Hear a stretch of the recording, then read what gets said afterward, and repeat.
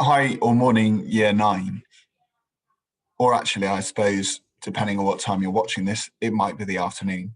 This is your first lesson for this week, which is all about the Treaty of Versailles. Now, obviously, you already know a little bit about the Treaty of Versailles from some of the videos that some of you watched last week, and one of the homeworks which actually covered the Treaty of Versailles through a podcast not so long ago. So you'll already know lots which will be really helpful in this lesson. But really what we're thinking about in this lesson, and it is lesson 6 in your workbook, you're going to do pretty much all the work today inside your history workbook, lesson 6. What we're going to think about today is really just how harsh the Treaty of Versailles was on Germany, and what impact that might have had. And we're going to spend actually the next few weeks really thinking about that up to and beyond Christmas. That's what your AFE is going to be on. Now, the first thing that you need to do, I'm going to share my screen and show you, is go to Microsoft Teams. Now, I'm going to start on the actual Teams page. You're going to scroll down to wherever your History Year 9 team appears, and you're going to click on that. And once you've done that, you'll actually see that the assignment is here at the bottom. In fact, no, it's not. It's not been published yet on mine, but that's fine. What you need to do is click on Assignments.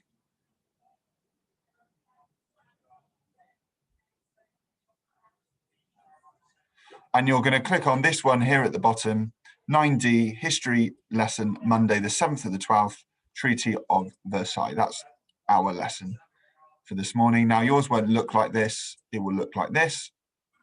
And you'll see that all of the instructions are here. So actually, the first thing I'm going to ask you to do is go through that process yourself, find it on Teams, and then read all of the instructions. It's so important you do that. I get loads of questions from people. I don't know how to do this, don't know how to do that, and they haven't read the instructions. Read the instructions now. Pause the video and read.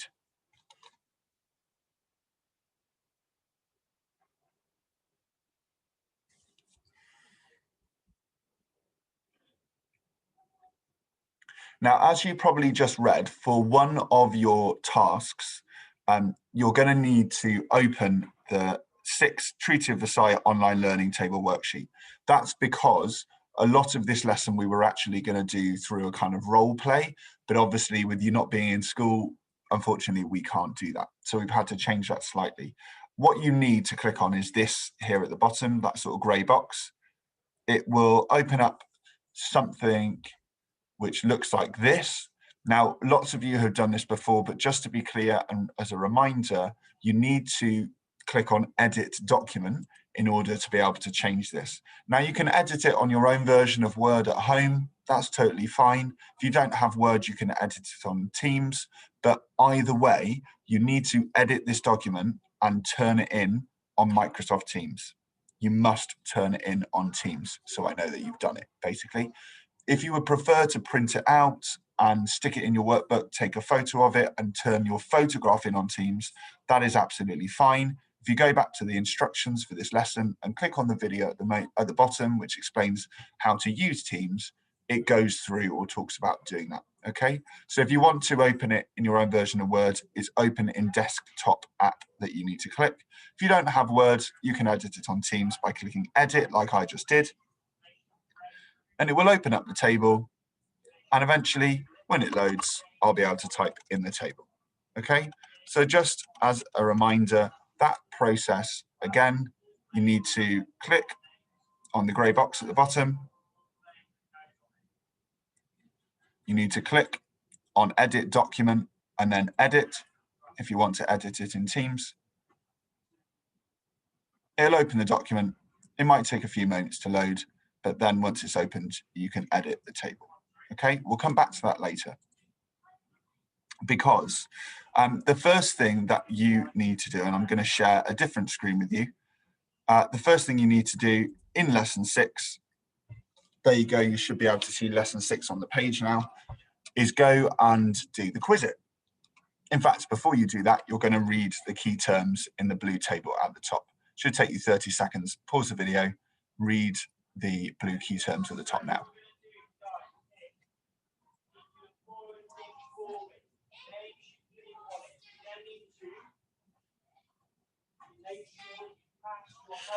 All right.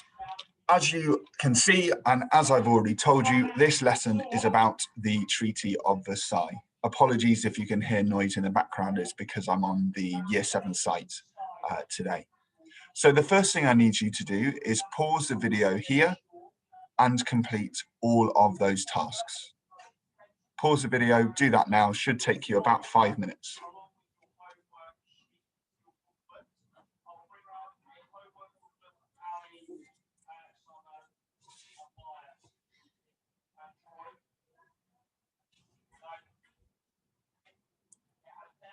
Okay, answers then.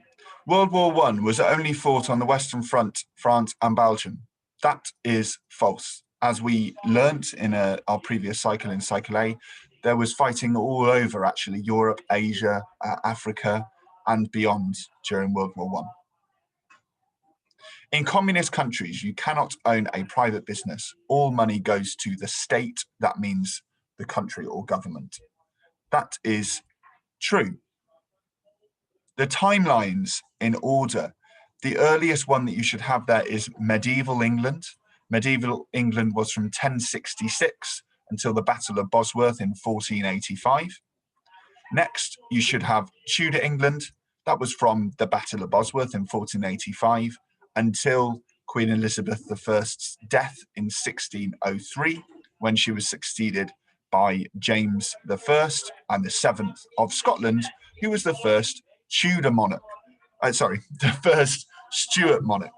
So the Stuarts should be next from 1603 until roughly 1703, 1714. Historians give different dates, which is the beginning of the Georgian or industrial period, or Georgian Britain, when kings called George ruled Britain. Now that lasts until roughly 1837, when Queen Victoria becomes queen.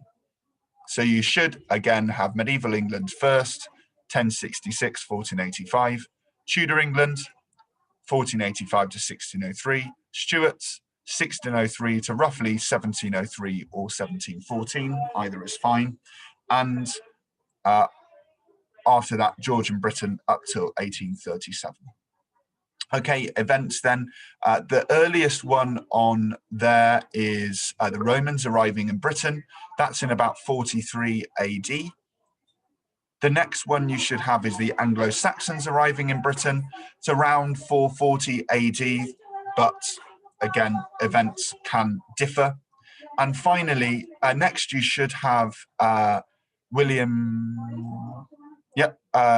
of Hastings, which is on the 14th or 13th of October, 1066. And then finally, you should have William of Normandy is crowned king, the 25th of December, 1066, Christmas Day. I'm just going to close the door very quickly because there's a lesson moving outside.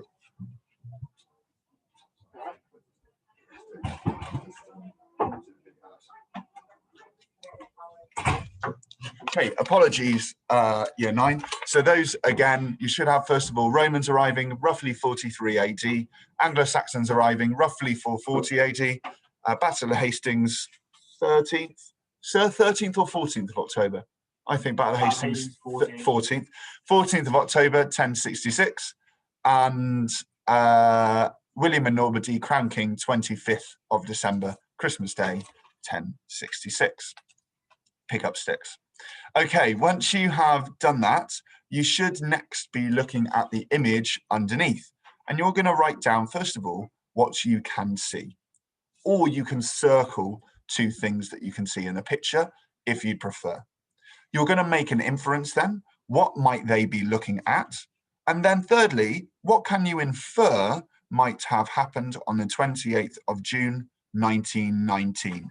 And there's a sentence starter for you there, I can infer. Remember, that word infer means to work out, read between the lines. So you need to do tasks 1, 2, and 3.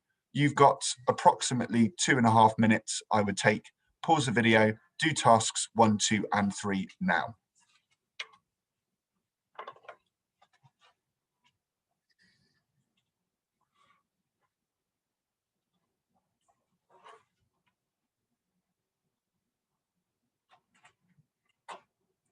All right, once you have done that, I need you to spend the next minute, should only take you 1 minute, reading the yellow box, which is now on the screen. It's also in your workbook on the next page. Pause the video and read 1 minute.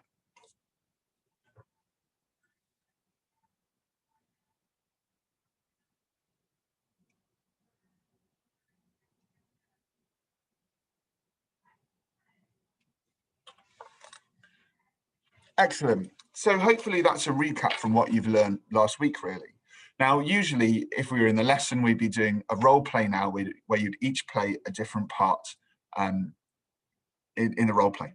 And you'll notice there that we were going to include Friedrich Eber, who was the leader of Germany. And as lots of you will know, well, Eber wasn't actually there or present at the negotiations for the treaty.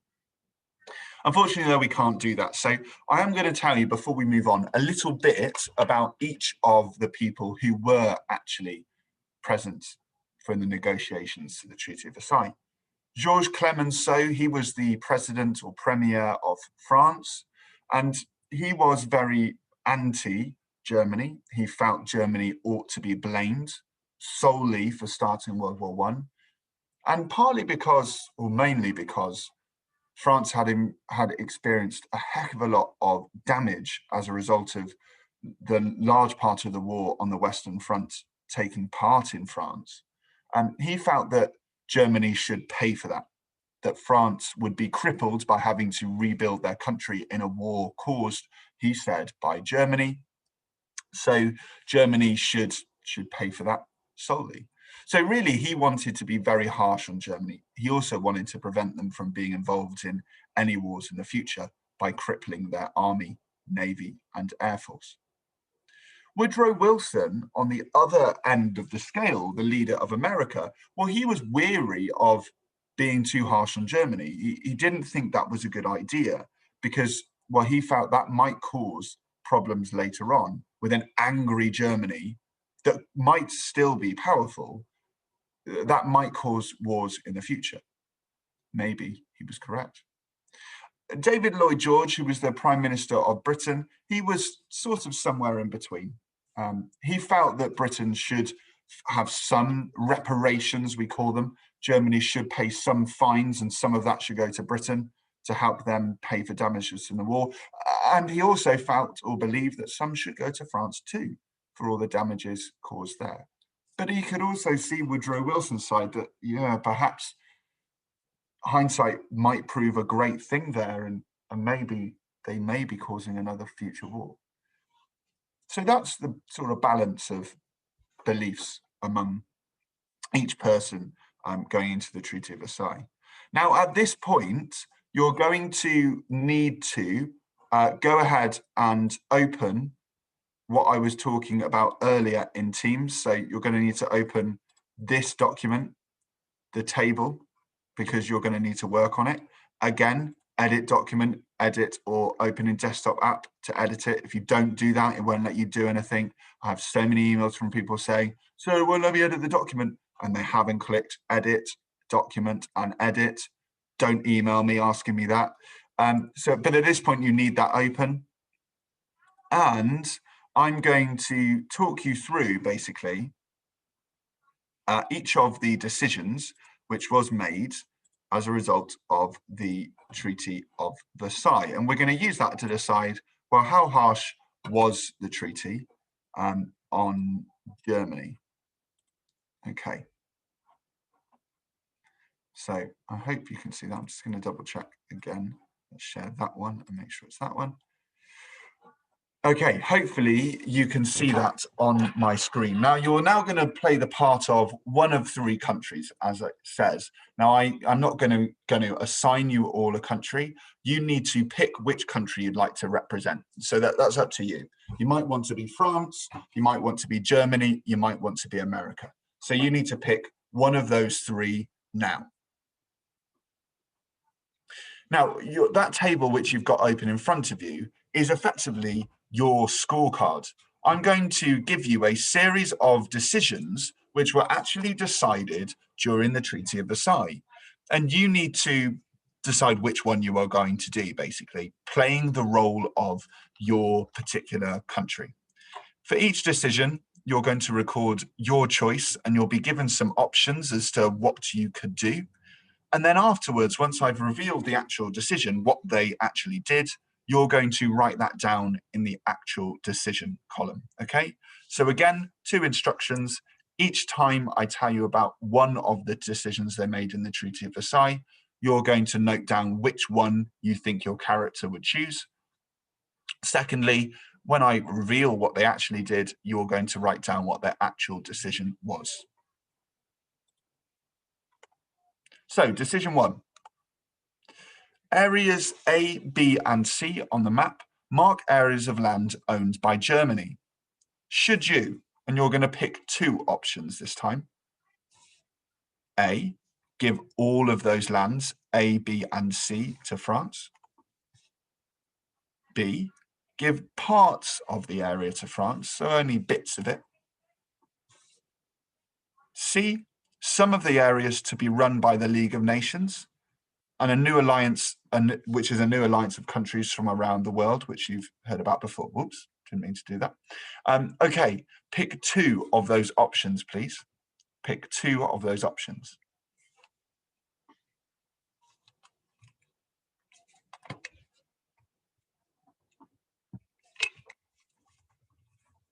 You're not going to have long each time. 5, 4, 3, 2, 1. So B and C were what was actually done. They gave parts of the area to France, not all of it, and some of them were run by the League of Nations. I need you to write down now in actual decision what they actually did. Pause the video here and write what they actually did down in your table.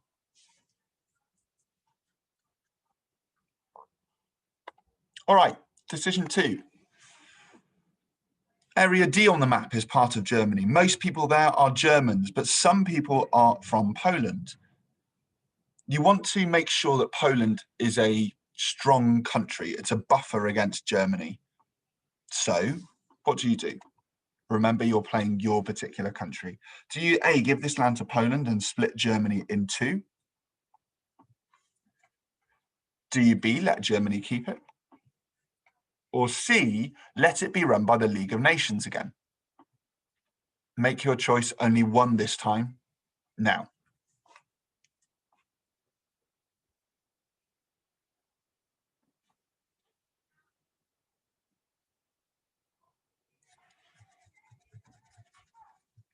Five, 4, 3, 2, 1. Write down what they actually did, please. Germany gave this land, or rather, this land was given by Germany, enforced to Poland. This split Germany in 2. This became known as the Polish Corridor. Again, write that down in actual decisions. Pause the video here and do that now.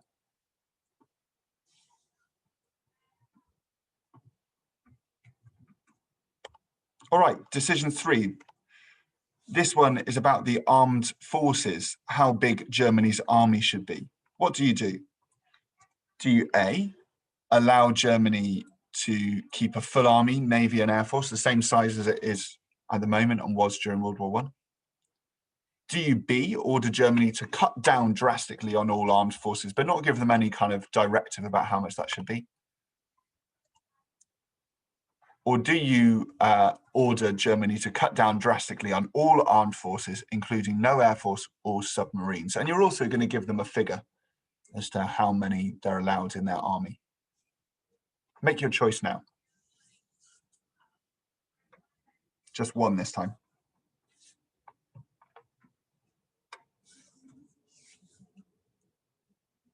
5, 4, 3, 2, 1. C.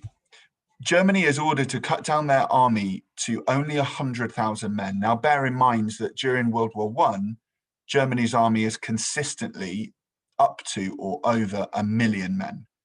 Britain and Russia and America and France all have armies of roughly that size during the war too.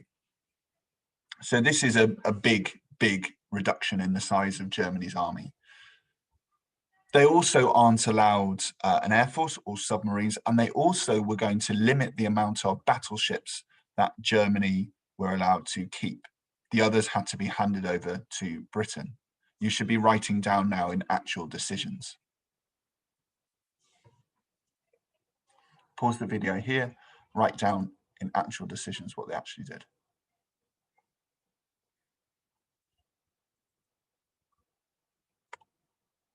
Okay, decision 4. This one is about land in Germany's empire. Germany had lots of land in Africa, especially German East Africa, Namibia today, for example. What should you do with this land? Do you let the League of Nations run all of Germany's overseas colonies? Do you give Germany's colonies to Britain and France? Or do you let Germany keep its overseas colonies? Make your decision now.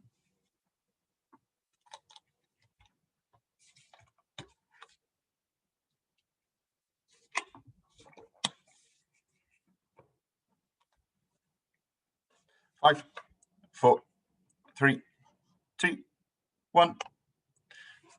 Let the League of Nations run Germany's overseas colonies. Oops. And in actual fact, some of them, that's slightly wrong, some of them were also given to Britain as well. So write down the actual decision, please, in the actual decision column. Pause the video here and do that now.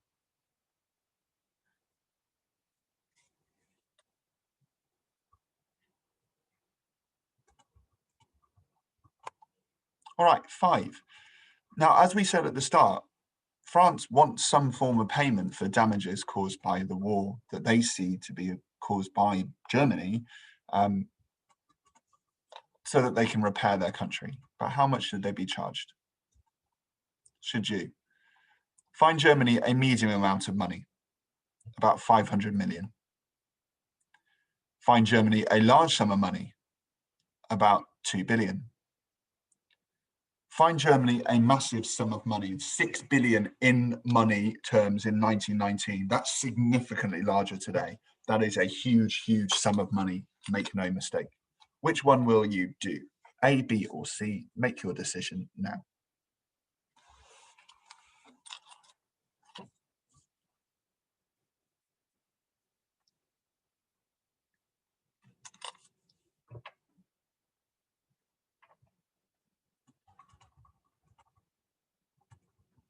Five, 4, 3, 2, 1. It is C. The actual eventual figure at the time was 6.6 billion pounds. That is a monumental sum of money.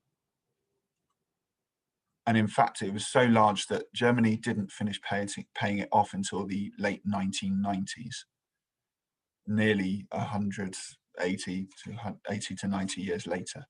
It's a huge, huge sum of money.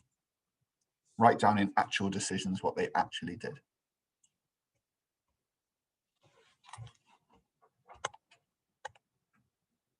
Okay, decision 6. Now, as we've already said, France blames Germany solely, and they want Germany to take absolute responsibility for what happens during the war, for starting the war. So, will you side with France? Should you leave any mention of guilt or blame for the war out of the treaty? Britain, France, Russia, Germany, and Austria-Hungary take equal blame for the war? Or C, do you make Germany sign a war guilt clause, meaning they take all the blame for starting the war? Make your decision now.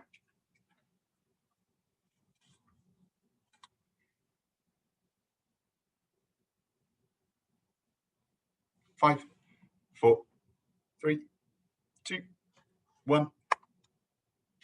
Of course, it's C. Write that down in actual decision, please. Germany were forced to sign a war guilt clause. This has become notorious and is one of the things that's mentioned by lots of historians as being one of the drivers, something that potentially caused World War II, along with lots of other arguably harsh decisions after the Treaty of Versailles. Write it down in actual decisions, please. Pause the video if you need to. All right, so as we've seen, 6.6 billion pounds, Germany completely blames for the starting of World War I, 100,000 in their army, This is a very small army. They've lost land. They're not also allowed to sign any sort of agreement with Austria, any sort of alliance or anything ever again. Demilitarized zone in the coalfields and also to prevent peace. What I need you to do is go back and you're going to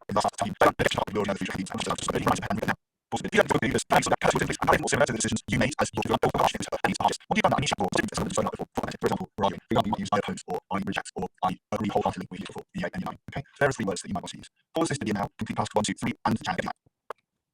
After that brings us to the end, you need to also now need to quantity, and you need to complete the quiz, which you can access. I'm going to create another assignment with the quiz actually on it, but you can also access it from the assignment page. So if you can't hear what it says, once you finish, you also need to complete the quiz. Click the link, you can open page and take you to the quiz. There are 5 questions only, lots of materials. We'll have to next week. You must make sure you submit at the end, otherwise I won't know that you've done it. So answer the questions, it's at the end. All right, that's it. And hopefully I'll see you back in school on Thursday. Fingers crossed.